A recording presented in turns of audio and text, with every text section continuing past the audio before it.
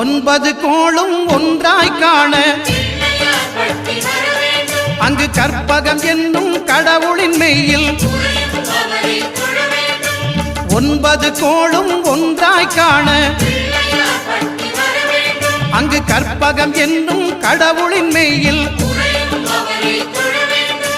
சூரியன் முதலாய் 9 கிரகமும் பலவித குணங்களை கொண்டிருக்கும் எங்கள் கற்பக தருவில் அவை வரும்போது ஒன்றாய் சேர்ந்து பலனளிக்கும்.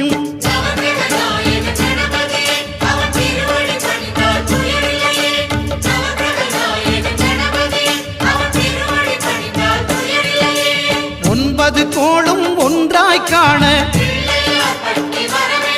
அங்கு கற்பகம் என்னும் கடவுளின் மெய்யில்